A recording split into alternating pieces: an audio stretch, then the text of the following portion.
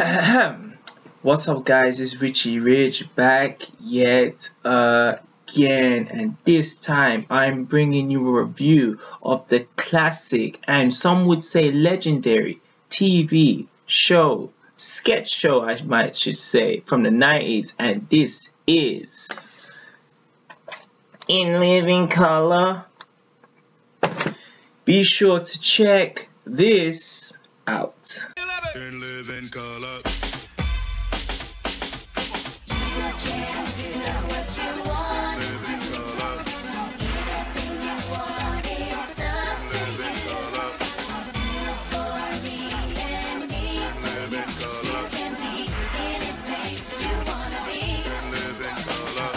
You can do what you want to do in living color.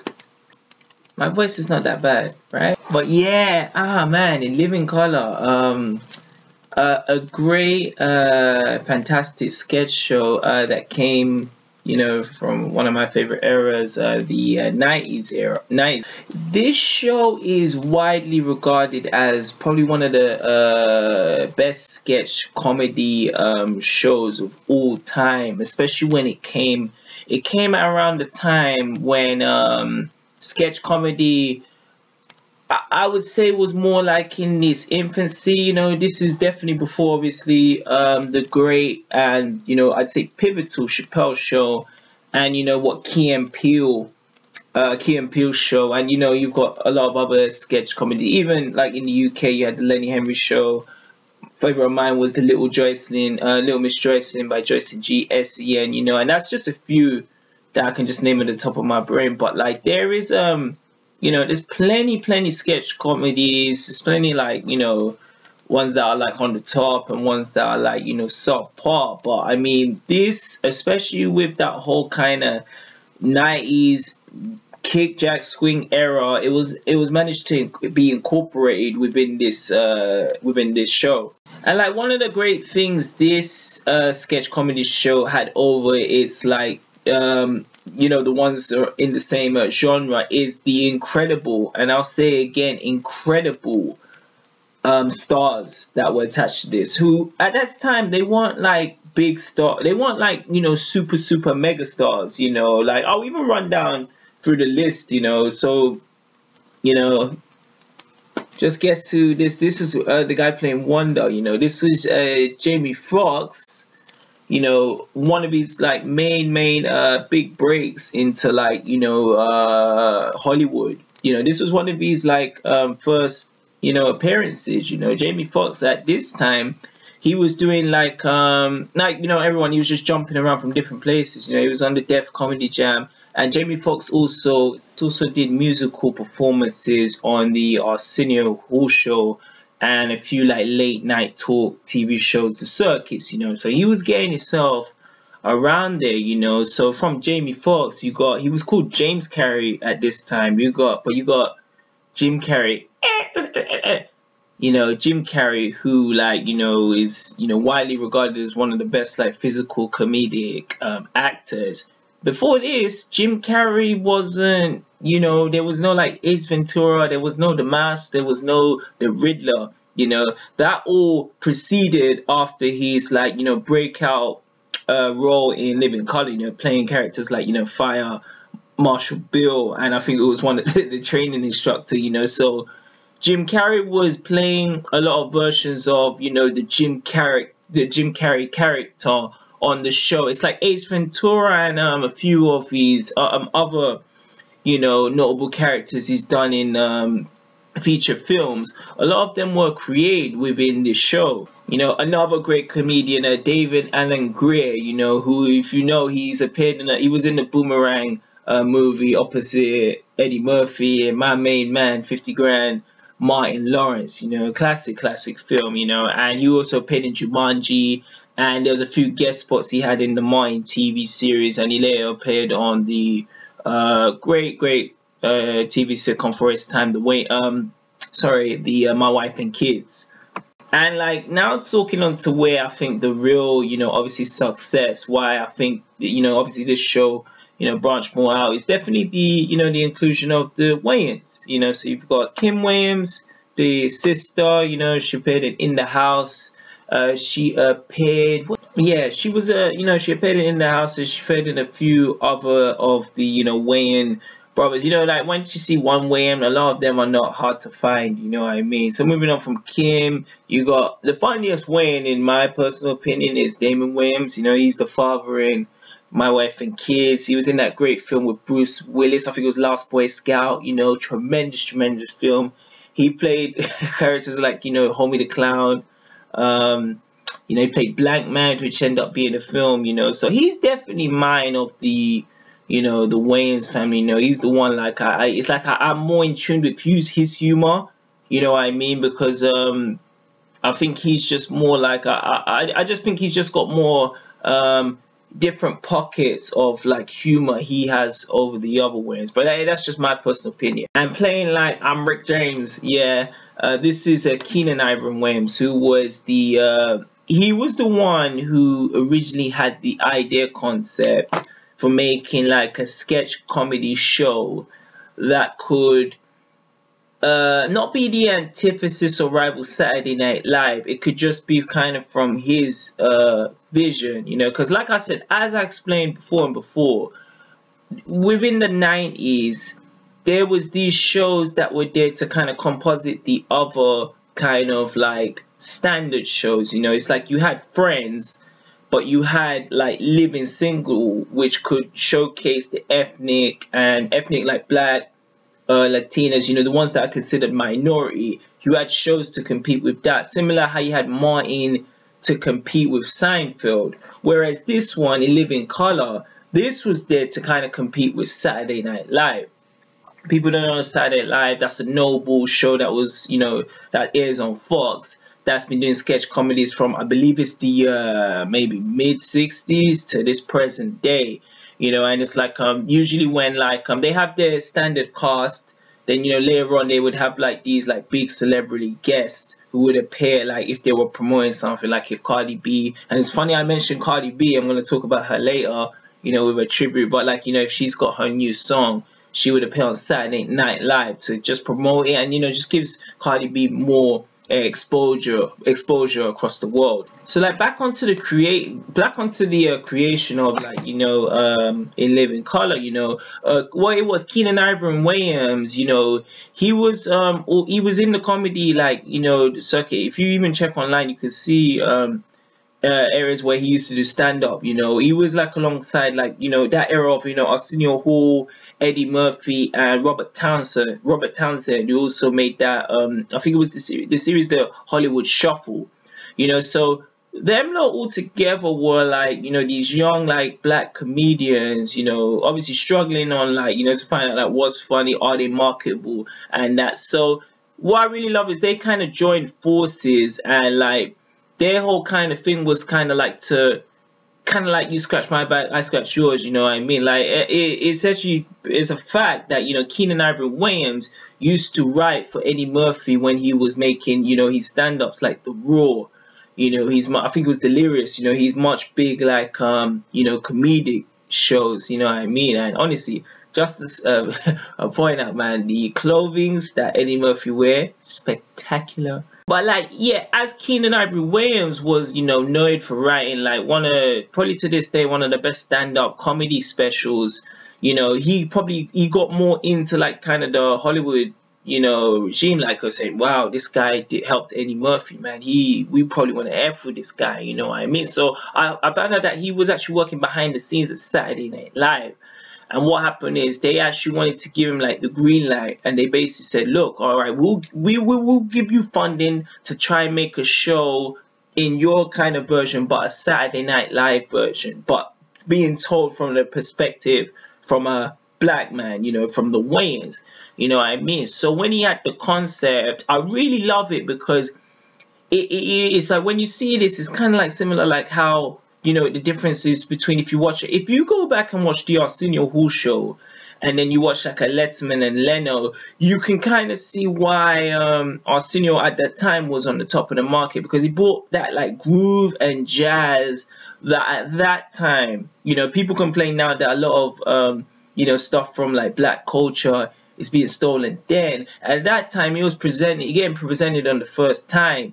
You know what I mean? And where I relate this is, like I said, Arsenio Hall show, he could have like MC Hammer, he could have Snoop Doggy Dogg, he could have Tupac Shakur as a guest, or like you know, musical performance, basically just a friend, you know, because Arsenio Hall was within that, you know what I mean? Whereas if it was on the other shows like a Johnny Carson, David Letterman, a Jay Leno, I wouldn't see Tupac and David Letterman playing golf together. You know, I don't think like David Letterman even knows like keep your head up. You know what I mean? So it's a difference of like you know, personnel, you know what I mean? It's difference of culture, you know. So that's where I'm saying is that that's what kind of helped with In Living Color, you know what I mean? Like they had a lot of like them, you know, noble black stars, you know, kind of like just being appearing on these shows, you know, I mean, which I'm gonna run through later, you know, just appearing on these shows like this, the Arsenio Hall show, you know, Def Comedy Jam, you know, it just helped upscale and showed like, you know, what black people's talent can truly be put out there, you know, for the world to see. And yeah, you know, the other noble cast is, you know, the Marlon Wayans, you know, the most like sporadic, entertaining, you know, definitely crazy one of the bunch, you know, in some ways kind of like a black Jim Carrey, you know, I mean, some people say he's over the top, but, you know, I think Marlon Wayans, one thing you got credit him with is this guy's putting work, man, you know what I mean? Imagine from doing stuff back in the 90s to now, nearly coming to the 2020s, you know, we're talking about almost 20 to 30 years span of a career, you know, that's one thing these like kids gotta understand. Once you got talent, that will never disappear, you know. If you're just gonna focus on imagery, you will get discovered you will get discovered eventually, you know. So, you know, talent will precede all. Yeah. And so like I also had Kelly Copfield, who was in this show. She appeared in mine, and also you know, the other show, I feel the Wayans brothers, which even followed this as well. You know, it's funny, she actually married the one of the guest the stars, what was it? Yeah, she actually married Steve Park, who was one of the other actors slash comedians in the show. Asian gentleman. I think he appeared in Falling Down with Michael Douglas, you know, and he also had like Tommy Davidson. I keep forgetting, it's either Kim Coles or Kim Fields. Yeah, Kim Coles, the beautiful Kim Coles, who played at Sinclair and Living Single. It's actually funny, she appeared in the first season of this, you know. Obviously here I have, you know, my favorite of the seasons, season 3. Kim Coles played in the first season, you know. You can see there's a great sketch. I'll run obviously down the sketches, but the sketch where you know, she's playing Robin Givens, Mike Tyson's you know, wife at the time, gold digger. What's it? Keenan Ivory Wayans plays Mike Tyson, and what he does is he put these padding to show like his muscular build. You know what I mean? And it was cool. She was only there for first season. It was a short stay there. Now I believe because this ran from 90 to 94. Living Single started in the mid 90s. I think it was just 1993. I have to go back and check it, you know. So maybe, you know, she took that to step onto, you know, another format. You know what I mean? But like like with the principal cast, man, it's like I don't think like in a sketch show you've got like maybe like at least a dozen of like truly talented and gifted cast that were, you know, came out from the show, you know, to be seen for the first time. So like how the show pretty much ran, yeah, it's like I really love, they had this kind of studio which was kind of like this kind of graffiti underground 90s park, you know, kind of like, you know, where when you see like if you play like Sonic Adventure and you see like Sonic like grinding on the rails, you know, something like that. It's got the graffiti and it says In Living Color. If you just go back and see like the, you know, finesse video, you know, Excellence and Tribute to In Living Color, Bruno Mars and Cardi B, you know, you can see like how the layout is, you know, the audience is behind and the Wayans brothers and the other In Living cast are on the stage. And on the top they had Sean Wayans. I forgot to forget, Sean Wayans, who was, you seen him in White Chicks. He was a Wayans Brothers. He would be on the top in like kind of like at the upstairs, the second floor, and he would be on the on the DJ, making them choose. I don't know if he was actually putting hand to like vinyl and like spinning them records and that, but it was just a great kind of like movement and energy that was going as they presented the show. So yeah, no, it was really cool. Like, Keenan Ivory Wayans would come out, and what was really cool is if you've just, because I watched this like a lot of the other night show. I watched this after night, around the time I was watching Family Matters. This was another show I got into, so I remember coming into this, and I saw when Keenan Ivory Wayans come out, he would take time to introduce the whole cast that was present at the time. And I think it's very important, because when especially for like TV that's mainly for like ethnic people, when Hollywood do, and sometimes they do, and they like, sometimes Hollywood like has a remote, and they're looking for like, someone to be in their big budget new film or their new super series or new commercials. It really helps when your kind of own people is using their kind of vehicle to, help you out, to say like, oh, this is the young Spanish Latina choreographer dancer who ends up being Jennifer Lopez. She actually appeared in season 3 at this time as a fly girl. She'd been dancing, in the streets of Brooklyn, and she made it on the way to primetime TV. But it just helped, like, if you even go back and you check it, you can see Keenan Ivory Wayans saying, new girl that's on our show, young 20s, this is Jennifer Lopez. It just shows, man, everyone can start somewhere and still get into that stratosphere if you're willing to put the hard work. But I just really credit that he would take time to introduce the DJ, introduce the rest of the family, introduce all the cast from Jamie Foxx to Jim Carrey to Tommy Davidson to Steve Park to Kelly Copperfield. Hope I got that right. But he would just like say, okay, cool, this is what's gonna be like kind of the format of the show, and these are like, the guests of honor, so, worship me. But yeah, man, going on to sketches, because this what was good with In Living Color is they were taking kind of like what was in pop culture and kind of making it funny. They were very good at, because Chappelle did this as well, with his show. Like, he did it with like the MTV Making the Band. He did the that little bit when he did like a Real Sex. He did like R. Kelly.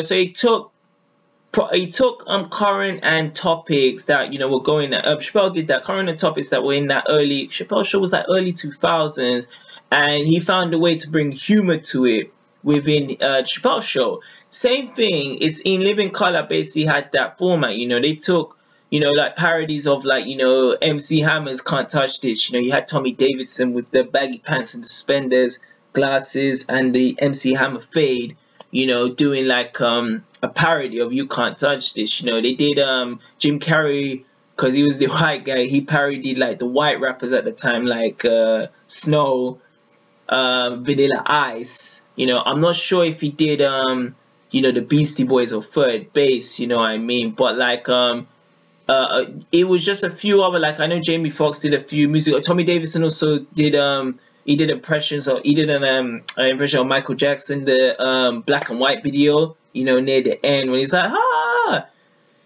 so like there was just a lot of like parody. It was very like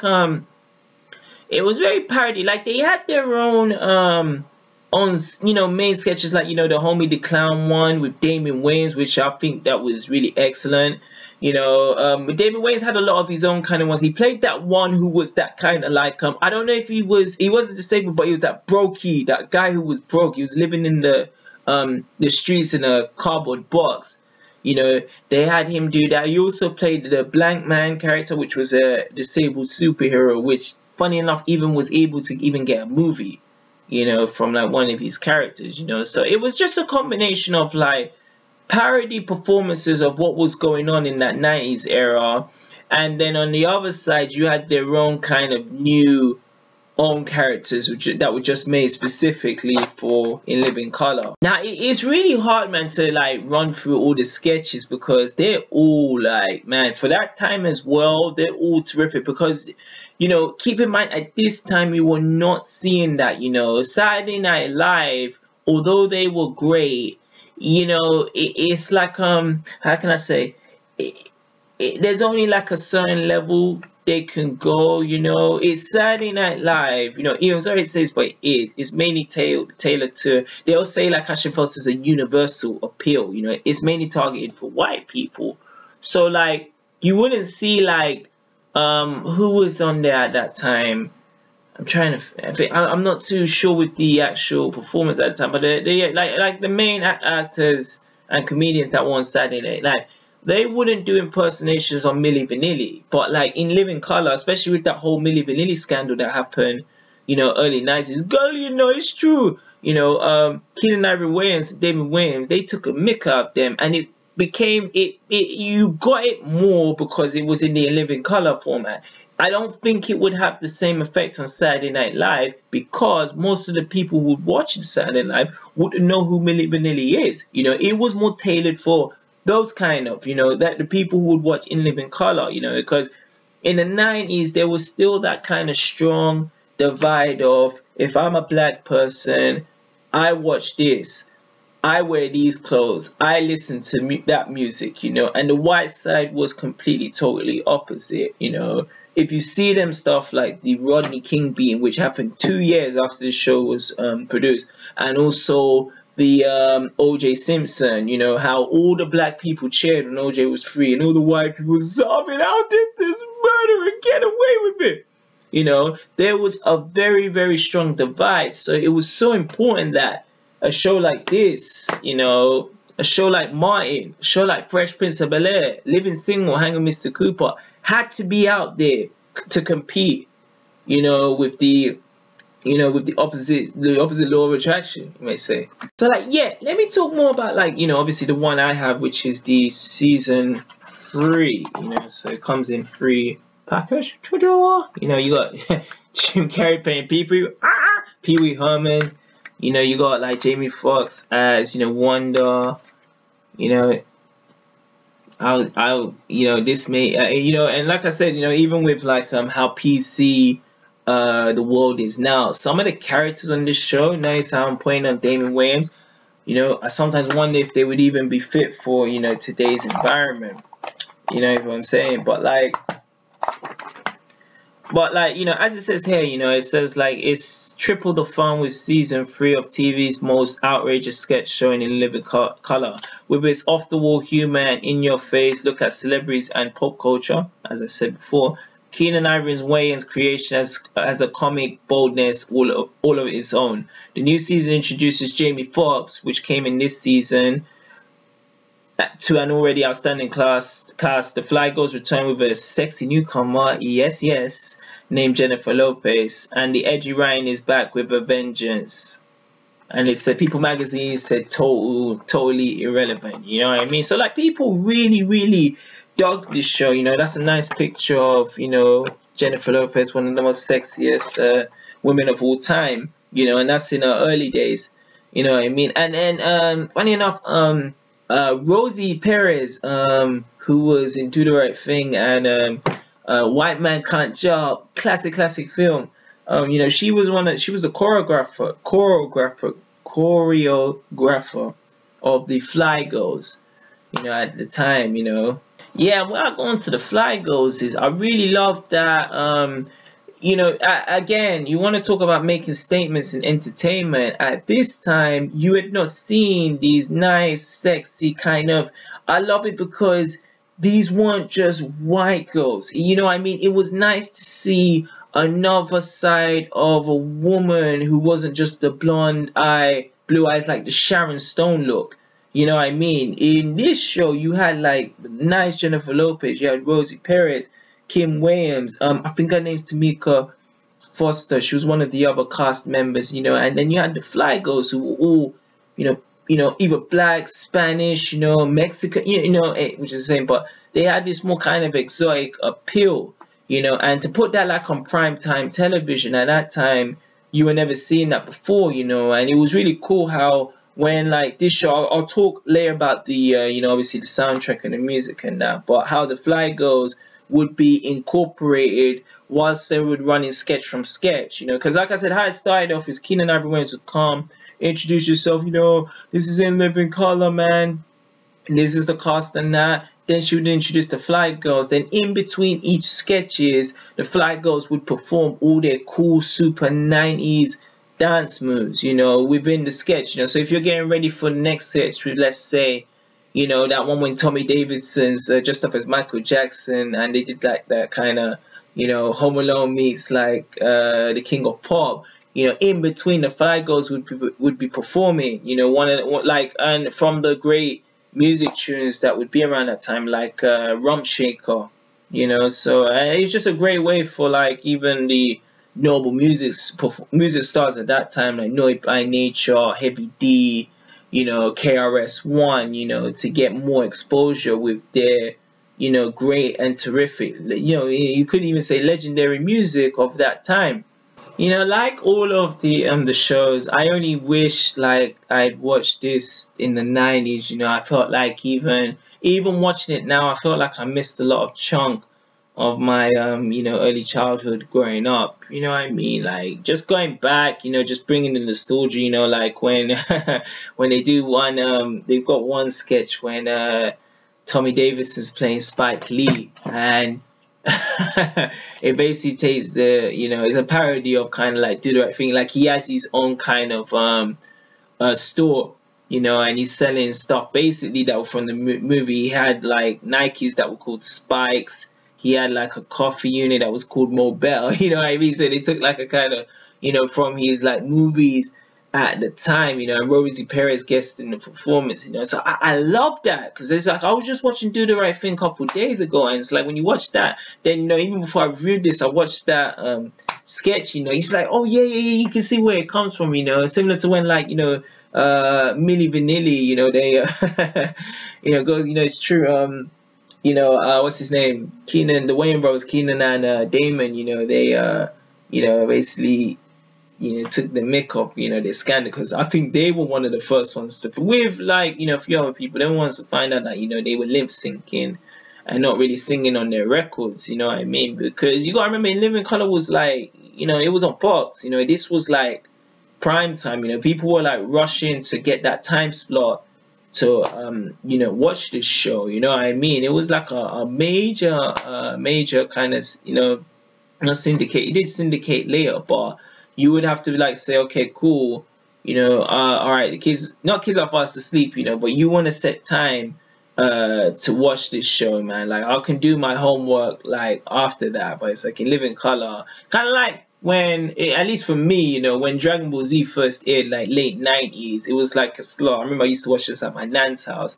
5 o'clock to 6 was a double episode back to back. No matter what I was doing, I didn't care if I had like a essay or like a presentation I had to do next day. 5 o'clock, no matter what, I just said boom, Dragon Ball Z, and I have to watch it. And I think a lot of people had that same like they have to watch this in the 90s with In Living Color. So man, yes, it's that time. Like again, I'm a big fan of 90s music. I'm a big fan of the 90s era, so time to talk about music, and I saved it for this part because it's very dominated within this show, like with that boom of the hip hop scene in the late 80s, early 90s, at this time rap and hip hop was like everywhere. At that time, it was everywhere, and this is why, like, not to go into too more, but this is why like Vanilla Ice got a lot of flack,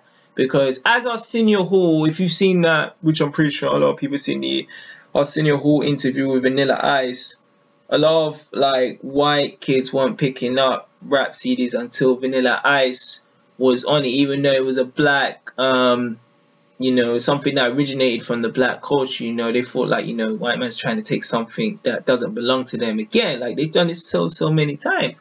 You know, so and what else was relaying is that it was at that time the rap had become mainstream at this time, you know what I mean? And because like a show like this was very mainstream, you know, where it was really nice with, like I said, this and obviously the Arsenio Hall show, they made an effort to put their kind of own people on their networking program. You know what I mean? Like I keep saying, like you had it this time. What was nice is before the show closed out, you know, the last sketch, and it's like just before the credits, they would have a different musical performer each. I think it was each show. Each show, you know, one week you had you know, you had Tupac Shakur. You know, you had all of them. Criss Cross, who was playing Jump Jump. You had what's it called? Like I said, Heavy D and the Boys. You know, so all those rap. Say what you want them, Rakim and that. All those rap superstars on from that era, they appeared in that show somewhere or somehow. You know, they always like it was a different. I just love it was just a different musical performance, and it just had this kind of nice like kind of flavor, you know, of like, wow, you know, who's gonna be on the show next week. You know, it just gave it more of a variety, because the sketch it's already a variety show at being a sketch comedy. And then what's even nice is they incorporate that the music would be kind of variety. Like you'd have 1 week this one, and 1 week next one week another different rap, not even just a rap artist, it could be an R&B artist, you know, which I thought was tremendous. And then like what was really cool with the music as well, you probably saw it in the intro, is the I love the music they put on from season 3, you know, which you know, going back, Heavy D actually, God rest his soul, man, but Heavy D, he actually performed the main theme tune for In Living Color, you know, and it got remixed for the 3rd season. You know, that's the tune that I'm definitely more fond with. But the first tune, because I think he performs it like even one of the first couple of episodes, you know, he performs it live, you know. And I even forgot to mention Public Enemy were even, Welcome to the Terror Dome, they were even on the show as well. You know, so he, you know, Heavy D performed it, and they stapled that into the shows. Like that was the main In Living Color theme. And then like speaking of like, you know, the music and In Living Color theme, it just so happened that, and it was really crazy, and this is where I wanted to review it even more. Like I believe it must have been last year. You know, they say it was the year of Cardi B, but we all know it was the year of the rich, man. Much love to Cardi B, man. But yeah, like they end up Bruno Mars and Cardi B, they had that great you know, idea to do a tribute to In Living Color show, and you know, call it Finesse, you know. And it was really cool. They had the stage, and they had all that kind of like art attack, you know, because if you've seen the early intros, like in Living Color, they were throwing like the paint to suppose like this show is vibrant, this show has color, you know. So they basically incorporated that and put that within that music video, showing the great rap skills and rap skills of Cardi B, and dancing sensation skills of Bruno Mars. And I really love them, you know, for doing that. You know, I feel like some people always kind of like you know, diminish the past. Like they'll say like, well, that happened 20 years ago, it's old. Then when they say it like that, it's old, like it's not, it was never good. You know what I mean? Oh, Pele was, you know, he scored 1,000 goals, but he's old, so he's never good. Or Muhammad Ali, he's old, he's no good. You know what I mean? Whereas I feel like true artists like a Bruno Mars and like Cardi B, they respect the craft. You know, talent respects talent. You know what I mean? So once you see something that was great at this period of time, and you're obviously growing up, because remember, Bruno Mars did appear on the Arsenio Hall show, so he was engaged with that music and what was going on at that time.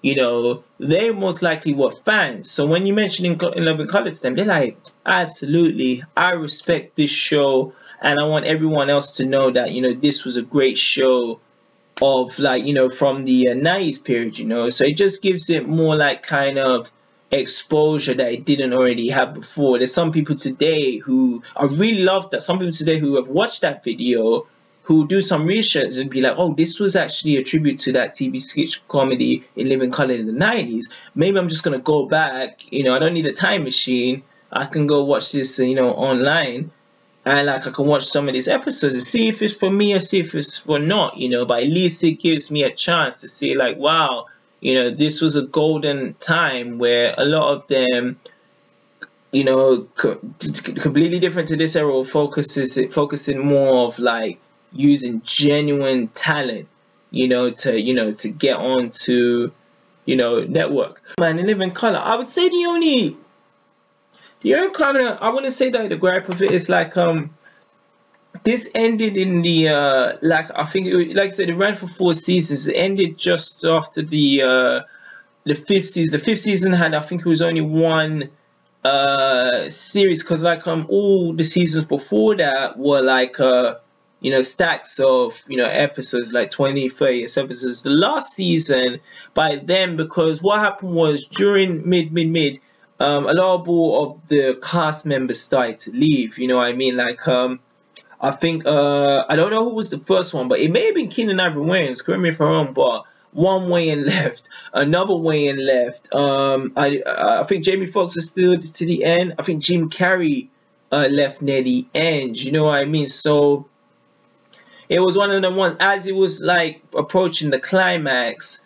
most of these great talented cast started to leave, you know, and who knows, like I said, maybe Jim Carrey, because I think Jim Carrey may have been going on to doing these like major Hollywood, you know, films at the time, so, you know, he had to obviously jump to the heavens, you know, where he was going, and I'm guessing with a lot of the other stars, because like I think Wayans brothers came around that time. I think it was like mid-90s as well, you know. So I know because of this show, like a lot of offers were getting put on the table, you know, and it's like, you know, you'd be a fool sometimes to turn it down, you know what I mean? And that's probably where it started to like deteriorate the show, because the main core cast of that show started to like dwindle, you know, kind of like what happened with, like, it's obviously not the same, but in the last season of Martin, you know, when the principal cast of, like, you know, Martin Lawrence and Tisha Campbell Martin, you know, they couldn't be in the same scenes together because of their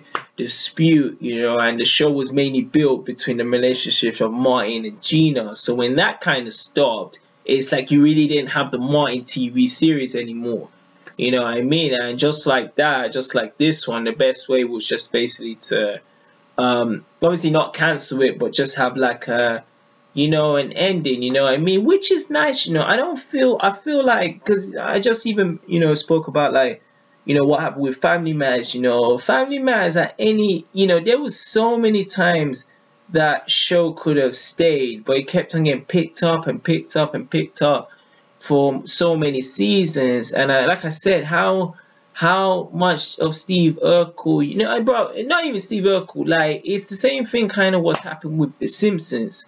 You know, they've kind of gone on this kind of path of, like, now they're on, you know, networking television, and now they're just trying to mention, like, you know, whatever's in pop culture now, you know what I mean, whether it be like, you know, YouTube, or like, you know, Pogba from Man United being a great emoji, you know, it's like they're struggling always to find like their kind of niche, so they're just grabbing into what is cool now. Whereas I know, and I know a lot of other people know, that the real Simpsons show ended like maybe a decade ago, and sometimes it's always good, like, to, you know, and this is advice I've even heard, you know, as like a creator myself, you know, sometimes you gotta know when the show's over. You know what I mean? A lot of people make the mistake of, like, they want to be this kind of, like, or a character or TV show, like, forever, but you gotta know kind of where it's run its course, you know. So I love how this show ended when it needed to. I love when Martin ended when it needed to, you know. Family Matters is the one that had that problem of, like, it dragged and dragged and dragged on, where some of the episodes at the end, you know, like when Steve Urkel went in space, I didn't care about that, man. You know, like, you know, it's like they were struggling to find out what's cool, you know, from doing like you know, weekly TV broadcasting, you know. So it's just sometimes just very important to know, like, when you know, you always want to keep them wanting more, you know, like how you know, another sketch comedy, obviously Chappelle Show. You know, I love the fact that season 3 wasn't there. It just keeps people guessing. Like, man, what would have Chappelle done? What would have Chappelle done? You know, the audience is like they want season 3 so badly, so he keeps them wanting more. So he teases them with doing these Netflix shows. Like, I'll only give you a bit, but I'll take it back. But if you just keep on giving it, then once they've had all of that, they're like, is that it? Let me move on to something else, you know. But you want to keep them always anticipate, you know, and you know this show was successful in doing that. So, ladies and gentlemen, that is my review on In Living Color. You know, it wasn't as long as my other reviews, but you know, again, like with like this show, I've only watched it once through, so I'm not the best expert to say about In Living Color. You know, I don't know about like its ratings. I don't know where it was, you know, principally shot. You know, I don't know like all the the underground stuff, what they needed to make this show. You know, I just like watched it as a fan, you know, because I didn't know, and it's like because I'm such a big, you know, I'm so fooled by the 90s. You know, I definitely wanted to check it out. So, you know, unlike like Fresh Prince, which I keep saying I watched that so many times, I know that like the back of my hand. Where is that? But back on the way it is, you know, I know that show. I know mine, as I've watched that countless times. With this, you know, I've watched it just one playthrough, you know, and I would like to obviously watch it again more in the future. But for what I saw, you know, because I saw this like you know, like a couple years ago, you know, I truly think it's fantastic, you know, and I believe like if anyone is a fan of like, you know, sketch comedy and like, you know, I've always like a big like I always love like when, you know, actors can play like multiple different characters, like Jim Carrey, you know, like Jamie Foxx, like the Wayans brothers. You know, I love that because it's really acting, you know, when you can do that. So if you're a fan of all them like that kind of material and like other sketch comedies, there is no reason you shouldn't check In Living Color. So guys, thank you very much for tuning into my review of In Living Color. You know, let me know if you know, you've seen this tremendous show, man. Like I said, man, anything that I'm not aware of it, please drop them comments in the you know review in my comment box. I was gonna say review and that, but yeah, man. And just to let you know, I see it's going up, you know what I mean? So, you know, I keep saying, because like I said, I just think I really love doing these reviews, you know, like these 90s kind of whatever you want to call it, like just DVDs or even just like movie TV shows. I really love this, man, and it's like I just get a joy doing this. This doesn't feel like work, you get what I mean? And I have a job which feels like work, and this doesn't feel like that. So this is something I definitely want to kind of like advance and upscale these reviews and that. So I've always said, man, if anyone out there is a fan of these reviews I'm doing, you can always, you know, just like message me and say, look, Rich, you want me to do this review? I've got no problem doing this. You know, like, you know, TV and, you know, movies are a big part of my life, you know, so I have no problem doing something, you know, I love doing, you know, and to make it a business, that's a win-win, you know. So yeah, man, stay tuned for upcoming vids that will be possibly DVD reviews around this era, just like this one. Peace. 2 fingers.